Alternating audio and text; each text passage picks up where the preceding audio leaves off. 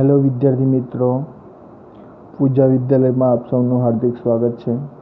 ધોરણ 11 વાણિજ્ય વ્યવસ્થા અને સંચાલન. તો આપણે પહેલા ચેપ્ટરમાં આપણે જોઈ ગયા કે ભાઈ ધંધાનું સ્વરૂપ, હેતુ અને કાર્યક્ષેત્રમાં આપણે જોઈ ગયા કે ધંધાકીય પ્રવૃત્તિનું વર્ગીકરણ. તો ધંધાકીય પ્રવૃત્તિનું વર્ગીકરણ શું 3 રીતે કરી શકાય, 3 ભાગમાં વહેંચી શકાતું હોય છે. કઈ વેપાર, વાણિજ્ય અને ઉદ્યોગ. એમાં આપણે વેપાર વિશે અગાઉના લેક્ચરમાં આપણે ચર્ચા કરી. હવે બીજા લેક્ચરમાં આપણે વાણિજ્ય વિશે આપણે ચર્ચા કરીએ. તો વાણિજ્ય, તો સૌપ્રથમ અર્થ એનો આપણે જોઈએ. તો વાણિજ્ય એટલે વેપાર અને વેપારની સહાયક સેવાઓ. બરાબર, જોજો વિદ્યાર્થી મિત્રો ધ્યાનથી કે ભાઈ વાણિજ્ય એટલે વેપાર ઉપરાંત વેપારની સહાયક સેવાઓ. વિદ્યાર્થી મિત્રો આપણે જોઈએ કે ભાઈ વેપાર ઉપરાંત વેપારની સહાયક સેવાઓ. તો વાણિજ્યના અર્થમાં વેપારનો તો સમાવેશ કરવામાં આવ્યો છે. આખું વેપાર તો લઈ દીધું છે, ઉપરાંત વેપારની સહાયક સેવાઓનો પણ વાણિજ્યમાં સમાવેશ કરવામાં આવ્યો છે. બરાબર, વેપારનો અર્થ આપણે જોઈએ કે ભાઈ વસ્તુના બદલામાં વસ્તુ કે સેવાના બદલામાં વસ્તુ કે સેવાનો વિનિમય, અથવા નાણાંના બદલામાં વસ્તુ કે સેવાનો વિનિમય. આખું તો વેપાર તો આવી જ જાય છે, ઉપરાંત સહાયક સેવાઓનો પણ સમાવેશ થાય છે. તો શોર્ટમાં તમે યાદ રાખજો, વાણિજ્ય એટલે વેપાર અને વેપારની સહાયક સેવાઓ. તો આ સહાયક સેવાઓ, તો આ સહાયક સેવામાં કઈ સેવાઓનો સમાવેશ થાય? તો આ સહાયક સેવાઓમાં આપણે જોઈએ કે બેન્કિંગ છે, વીમો છે, વાહન વ્યવહાર છે, સંદેશા વ્યવહાર છે, વખાણ છે, આડતિયાની સેવા છે. તો આ બધી સેવાઓનો સમાવેશ વેપારની સહાયક સેવાઓમાં કરવામાં આવે છે. આ સહાયક સેવાઓ છે, વેપારની સહાયક સેવાઓને કારણે વેપારની દ્રષ્ટિએ વિશ્વ એક બજાર બન્યું છે. બરાબર, આ સહાયક સેવાઓના કારણે વેપારની દ્રષ્ટિએ વિશ્વ એક કેવું બજાર બન્યું છે. એટલે કે વિશ્વમાં કોઈપણ જગ્યાએ તમે કોઈપણ દેશમાં સરળતાથી આ સહાયક સેવાની મદદથી તમે વેપાર કરી શકો છો. સમયનો પણ બચત થાય છે, ખર્ચ પણ ઓછો થાય છે. કોઈપણ જગ્યાનો તમે કોઈપણ દેશમાં ગમે તે માલ મોકલાવી કાં તો મંગાવી શકો છો. એટલે કે વિશ્વ એક બજાર બન્યું છે. તો આપણે સૌપ્રથમ એની લાક્ષણિકતાઓ વિશે આપણે ચર્ચા કરીએ કે ભાઈ વાણિજ્યની લાક્ષણિકતાઓ વિશે આપણે ચર્ચા કરીએ.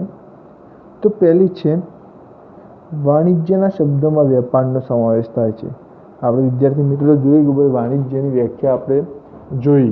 તો વાણિજ્યની વ્યાખ્યામાં શું છે કે વેપાર અને વેપારની સહાયક સેવાઓ. ઉપર જોઈએ કે વેપાર અને વેપારની સહાયક સેવાઓ. તો આખું વેપારની વ્યાખ્યા તો સમાવેશ અંદર થાય જ છે. વેપારનો સમાવેશ તો વાણિજ્યમાં થાય જ છે. એટલે કે વાણિજ્ય શબ્દમાં વેપારનો સમાવેશ કરવામાં આવે છે. વાણિજ્ય એ આર્થિક પ્રવૃત્તિ છે. વાણિજ્યની પ્રવૃત્તિ કેવી પ્રવૃત્તિ છે? આર્થિક પ્રવૃત્તિ છે. નાણાકીય વળતર આપણે મેળવીએ છીએ. તો બરાબર, એટલે કે જેનું નાણાકીય વળતરના હેતુથી આ પ્રવૃત્તિ કરવામાં આવે એવી પ્રવૃત્તિને આપણે કેવી પ્રવૃત્તિ કહીશું? આર્થિક પ્રવૃત્તિ કહીશું. એટલે કે વાણિજ્ય એ કેવી પ્રવૃત્તિ છે? આર્થિક પ્રવૃત્તિ છે. જો આપણે જોઈએ, વેપારને મદદરૂપ થાય તેવી સહાયક સેવાઓનો સમાવેશ કરવામાં આવે છે. વેપારને જે મદદરૂપ થાય, વેપાર ઈઝી થાય, સમયનો બચાવ થાય, ખર્ચ ઓછો થાય, ઝડપથી વ્યવહારો થાય, એ માટે સહાયક સેવાઓનો સમાવેશ વાણિજ્યમાં કરવામાં આવે છે. તો કઈ સહાયક સેવાઓ? બેન્કિંગ છે, વીમો છે, વાહન વ્યવહાર જેવી સહાયક સેવાઓનો પણ સમાવેશ આપણે વાણિજ્યમાં કરવામાં આવે છે. એના પછીનો ચોથો મુદ્દો,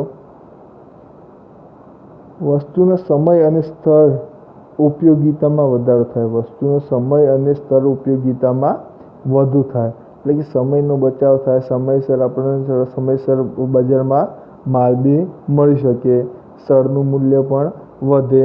બરાબર, એટલે કે વસ્તુના સમય અને સ્થળની ઉપયોગિતામાં વધારો જોવા મળતો હોય. શેના કારણે? કે ભાઈ સહાયક સેવાઓના કારણે. એના પછી આપણે જોઈએ કે ભાઈ સહાયક સેવાઓનું સાતત્ય જોવા મળતું હોય. એટલે કે સહાયક સેવાઓ છે સતત મળતી રહેતી હોય છે. બરાબર, એવું નહીં કે ભાઈ એકવાર મળે પછી બીજી વાર બીજા વેપારીની મળે જ નહીં આ સેવા. બરાબર, એટલે કે સહાયક સેવાઓનું સાતત્ય ખૂબ જ રહેતું હોય છે. સતત મળતી જ રહેતી હોય. એકવાર યુઝ કરી બીજી વાર યુઝ ના કરી શકીએ એવું હોતું નથી. સતત મળતી જ રહેતી હોય છે. આ સહાયક સેવાઓનું સાતત્ય જોવા મળતું જ હોય છે. એના પછીનો છઠ્ઠો પોઈન્ટ આપણે જોઈએ કે વેપારને સહાયક સેવાઓ યોગ્ય કિંમતે મળે તો ગ્રાહકોને વ્યાજબી કિંમતે વસ્તુ સેવાઓ પૂરી પાડી શકાય. બરાબર, વેપારી હોય તો વેપારીને આ સહાયક સેવાઓ છે તો ઓછી કિંમતે મળે, વ્યાજબી કિંમતે મળી રહે આ સહાયક સેવાઓ, તો ગ્રાહકોને શું વ્યાજબી કિંમતે વસ્તુ કે સેવાઓ પૂરી પાડી શકાય છે. પણ સહાયક સેવાઓની કિંમત વધુ લેવામાં આવે, બરાબર, આ બેન્કિંગની છે, વીમા છે, વાહન વ્યવહાર છે, તો આ સેવાઓની કિંમત વધુ લેવામાં આવે તો ગ્રાહકોને શું વસ્તુની કિંમત શું વધુ ચૂકવવી પડતી હોય છે. પરંતુ આ સહાયક સેવાઓ યોગ્ય કિંમતમાં મળી રહે તો ગ્રાહકોને શું વ્યાજબી કિંમતમાં શું વસ્તુઓ સેવાઓ પ્રાપ્ત થતી હોય છે. તો આપણે જોઈ ગયા વેપારનો અર્થ અને વેપારની લાક્ષણિકતા, વાણિજ્યનો અર્થ અને વાણિજ્યની લાક્ષણિકતા. તો હવે આપણે જોઈ ગયા એ બંને વચ્ચેનો તફાવત. તો વેપાર અને વાણિજ્ય વચ્ચેનો તફાવત તો આપણે જોઈએ કે સરળતાથી 3 મુદ્દા છે, 3 ઇઝી મુદ્દા છે, 3 માર્કના ક્વેશ્ચનની અંદર આવી શકે છે લગભગ કે આપણે વેપાર અને વાણિજ્યનો અર્થ સમજાવો કાં તો તફાવત સમજાવો એવું પૂછાય તો 3ના તફાવતનો પોઈન્ટ લખી દેવાના. તો આપણે જોઈએ પહેલો અર્થ આપણે જોઈએ કે બંનેનો અર્થ સિમ્પલ છે, વેપારનો પણ અર્થ અને વાણિજ્યનો પણ અર્થ. તો વેપારના અર્થમાં આપણે જોઈએ તો વેપારમાં શું નાણાંના બદલામાં વસ્તુ કે સેવાનો વિનિમય થાય. વેપારમાં શું કે નાણાંના બદલામાં શું વસ્તુ કે સેવાનો વિનિમય થાય છે. વાણિજ્યમાં શું કે વાણિજ્યમાં વેપાર ઉપરાંત વેપારની સહાયક સેવાઓનો સમાવેશ કરવામાં આવે છે. બંનેનો અર્થ સિમ્પલ છે. વેપારમાં શું કે નાણાંના બદલામાં વસ્તુ કે સેવાનો વિનિમય થાય છે અને વાણિજ્યમાં વેપાર ઉપરાંત વેપારની સહાયક સેવાઓનો સમાવેશ થાય છે. બીજું આપણે જોઈએ કાર્યક્ષેત્ર. તો આપણે કાર્યક્ષેત્ર જોયું વેપારનું કાર્યક્ષેત્ર મર્યાદિત છે. વેપારનું કાર્યક્ષેત્ર કેવું છે? મર્યાદિત છે. જ્યારે વાણિજ્યનું કાર્યક્ષેત્ર વિશાળ છે. વિશાળ કેમ છે? તો એનો અર્થ આપણે જોયો કે વાણિજ્યમાં શું વેપાર ઉપરાંત વેપારની સહાયક સેવાઓનો સમાવેશ થાય. આખોનો આખો વેપાર તો આવી જાય છે પ્લસ સહાયક સેવાઓનો પણ સમાવેશ થતો હોવાથી એનું કાર્યક્ષેત્ર શું વિશાળ જોવા મળતું હોય છે. ત્રીજું આપણે જોઈએ પક્ષકારો. તો વેપારમાં શું 2 પક્ષકારો હોય છે, બરાબર, 2 પક્ષકારો હોય છે, એકબીજાથી પરિચિત હોય છે, લગભગ શું એકબીજાથી પરિચિત હોય છે અને નજીકના સ્તરના હોય છે, બરાબર. જેમ કે આપણે જો આંતરિક વેપાર કરીએ, બરાબર, પ્રદેશો વચ્ચે, રાજ્યો વચ્ચે, શહેરો વચ્ચે, ગામ વચ્ચે, બરાબર, એ વેપાર કરવામાં આવે તો બંને પક્ષકારો શું એકબીજાથી શું લગભગ તો શું એકબીજાથી પરિચિત જોવા મળતા હોય છે. પણ આપણે જોયું વાણિજ્યમાં શું બંને પક્ષકારો શું દૂરના હોય છે, દૂરના સ્તરના હોય છે, એકબીજાથી પરિચિત પણ હોઈ શકે છે, છતાં પણ આ સહાયક સેવાઓ મળી રહેતી હોવાથી વેપાર કરતા હોય છે. વાણિજ્યમાં શું બંને પક્ષકારો દૂરના સ્તરના હોય છે, અપરિચિત પણ હોઈ શકે છે, બરાબર, છતાં પણ શું કે આ સહાયક સેવાઓ મળતી હોય છે, બેંકની છે, વીમાની છે, વાહન વ્યવહારની છે, આડતિયાની છે, પછી આપણે જો વખાણની આ સેવાઓ મળતી રહેવાથી સરળતાથી શું વેપાર કરતા હોય છે. હવે ત્રીજો પોઈન્ટ આપણે જોઈએ કે ઉદ્યોગ. પહેલાં 2 જોઈ ગયા વેપાર અને વાણિજ્ય. તો હવે ત્રીજો પોઈન્ટ જોઈએ ઉદ્યોગો. તો સૌપ્રથમ એનો ઉદ્યોગનો અર્થ જોઈએ. તો ઉદ્યોગ એટલે શું?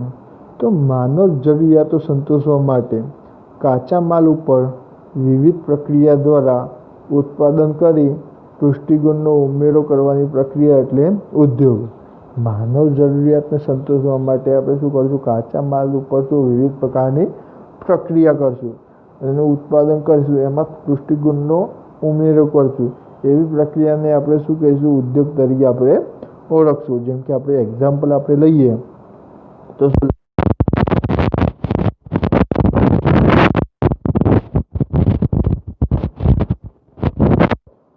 કે લાકડું હોય તો લાકડામાંની આપણે કારીગર હોય, બરાબર, તો કારીગર શું સુથાર હોય તો શું એની જાત મહેનતથી અંદર પુષ્ટિગુણનો ઉમેરો કરીને લાકડામાંની શું ફર્નિચર બનાવે છે.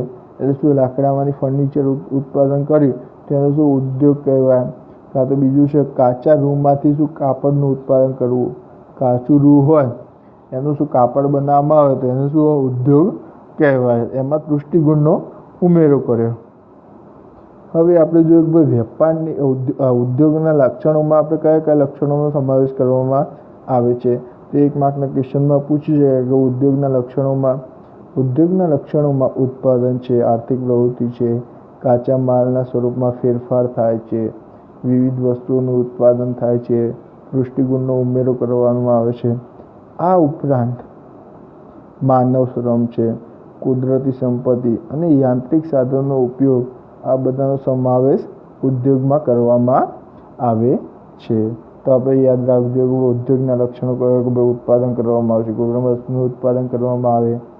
ઉદ્યોગ એક એવી પ્રવૃત્તિ છે, આર્થિક પ્રવૃત્તિ છે. એમાં જોઈએ કે ભાઈ કાચા માલનું સ્વરૂપમાં ફેરફાર થાય છે, તૈયાર માલના સ્વરૂપમાં અસ્તિત્વમાં આવે છે, વિવિધ વસ્તુઓનું ઉત્પાદન કરે છે, દૃષ્ટિગુણનો ઉમેરો કરે છે. આ ઉપરાંત માનવ શ્રમ જરૂરી છે, કુદરતી સંપત્તિની પણ જરૂરી છે અને આંતરિક સાધનનો ઉપયોગ પણ સમાવેશ કરવામાં આવે છે. તો આપણે જોઈએ ઉદ્યોગનું વર્ગીકરણ આપણે જોઈએ તો ઉદ્યોગનું વર્ગીકરણ 3 રીતે કરવામાં આવે છે. ક્વેશ્ચન પૂછે છે કે 1 માર્કના ક્વેશ્ચનની અંદર તો ઉદ્યોગનું વર્ગીકરણ કેટલી રીતે કરવામાં આવે છે, કઈ રીતે કરવામાં આવે છે. તો ઉદ્યોગનું વર્ગીકરણ 3 રીતે કરવામાં આવે છે. કઈ પ્રાથમિક ઉદ્યોગ, ગૌણ ઉદ્યોગ અને આનુષંગિક ઉદ્યોગ. તો 3 રીતે ઉદ્યોગનું વર્ગીકરણ કરવામાં આવે છે.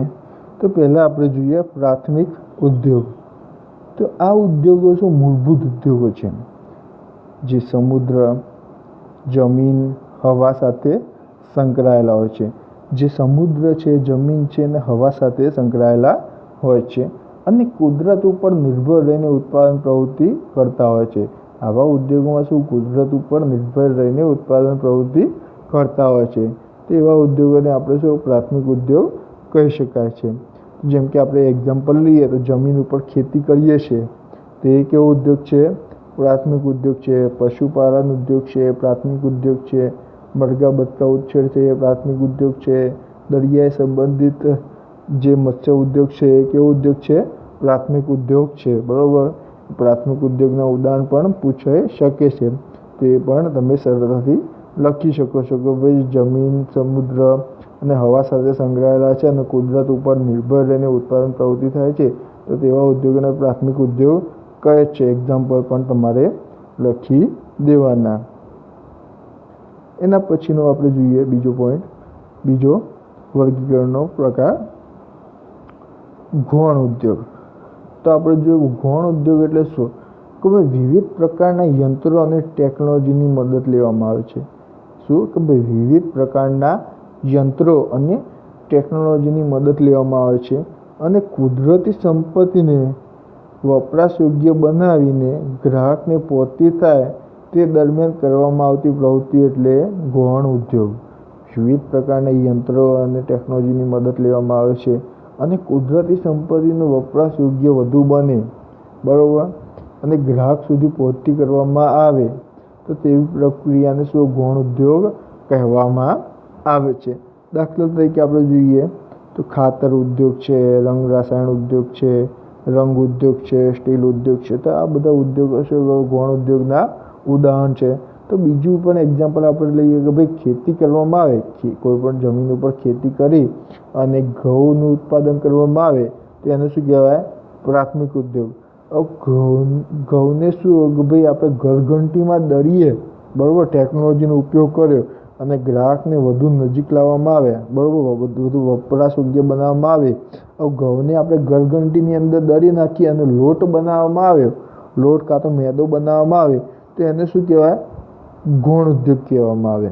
બરાબર. જમીન ઉપરથી ખેતી કરીને આપણે ઘઉંનું ઉત્પાદન કર્યું એ કયો ઉદ્યોગ છે, પ્રાથમિક ઉદ્યોગ.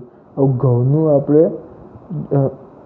ઘરઘંટીમાં દળી દીધા, બરાબર, એનો લોટ બનાવી દીધો, આટો બનાવી દીધો, બરાબર, તો એને શું કહેવાય, ગૌણ ઉદ્યોગ કહેવાય. તો આ બધા ઉદાહરણો ગૌણ ઉદ્યોગના છે. ત્રીજું આપણે જોઈએ આનુષંગિક ઉદ્યોગ. ત્રીજું ઉદાહરણ છે આનુષંગિક ઉદ્યોગ. તો આપણે જોઈએ કે એનું વિશાળ ક્ષેત્ર ધરાવે છે. આનુષંગિક ઉદ્યોગ વિશાળ ક્ષેત્ર ધરાવે છે. કેમ ધરાવે છે તો આપણે જોઈએ કે પ્રાથમિક અને ગૌણ ઉદ્યોગને સહાય અને સેવાઓ પૂરી પાડવા ઉપરાંત ગ્રાહકોની શું વધુ નજદીક હોય છે. પ્રાથમિક અને ગૌણ ઉદ્યોગને શું સહાય અને સેવાઓ પૂરી પાડવા ઉપરાંત ગ્રાહકોની ખૂબ જ નજીક હોય છે. પ્રાથમિક ઉદ્યોગ અને ગૌણ ઉદ્યોગ દ્વારા જે પેદાશો મેળવવામાં આવે છે તેના ઉપર શું વિવિધ પ્રક્રિયા દ્વારા ગ્રાહકો માટે શું વધુ વપરાશ યોગ્ય બનાવવામાં આવે છે. પ્રાથમિક ઉદ્યોગ અને ગૌણ ઉદ્યોગ દ્વારા જે પેદાશો મેળવવામાં આવે છે એના ઉપર શું વિવિધ પ્રક્રિયા કરવામાં આવે છે, બરાબર. અને પ્રક્રિયા કરીને શું ગ્રાહક માટે શું વસ્તુને શું વધુ વપરાશ યોગ્ય બનાવવામાં આવે છે. તો તેવા ઉદ્યોગને આપણે શું ભાઈ આનુષંગિક ઉદ્યોગ કહેવામાં આવે છે. તો એક્ઝામ્પલ લઈએ કે ભાઈ ડેરી ઉદ્યોગ છે, ઠંડા પીણા ઉદ્યોગ છે, બેકરી ઉદ્યોગ છે, આનુષંગિક ઉદ્યોગના ઉદાહરણો છે. પ્લસ આપણે જો સેવાઓનો પણ સમાવેશ કરવામાં આવે છે. જોયું કે ભાઈ ઉપરાંત સહાય સેવાઓનો પણ સમાવેશ કરવામાં આવે છે. એટલે કે આનુષંગિક ઉદ્યોગમાં શું વાહન વ્યવહાર છે, બેંક છે, વીમો છે, વખાર છે, આડતિયા છે, માહિતી સંચાર, તો આ બધી સેવાઓનો પણ સમાવેશ કરવામાં આવે છે. તો આ એક્ઝામ્પલ મેં લીધું હતું કે ભાઈ ખેડૂત છે તો ખેડૂત છે ખેતી કરીને ઉત્પાદન કરે છે, બરાબર, ઘઉંનું ઉત્પાદન કરે છે. નીચે એક્ઝામ્પલ આપેલું છે એ રીતે ભાઈ ખેડૂત છે ઘઉંનું ઉત્પાદન કરે છે તો એને શું પ્રાથમિક ઉદ્યોગ કહેવાય, બરાબર. ઘઉંના લોટમાંથી આટો, બરાબર, ઘઉંમાંથી લોટ બનાવે છે અથવા મેદો તૈયાર કરે છે. તો એવા ઉદ્યોગને આપણે શું ગૌણ ઉદ્યોગ કહીશું, બરાબર. હવે એ મેદામાંની, બરાબર, એ મેદામાંની રોટલી એ બનાવે, કાં તો બ્રેડ બનાવે, પાવ બનાવે, બિસ્કિટ બનાવે, તેવા ઉદ્યોગને આપણે શું આનુષંગિક ઉદ્યોગ કહીશું, બરાબર. તો આ પહેલું ચેપ્ટર અહીંયા સમાપ્ત થાય છે.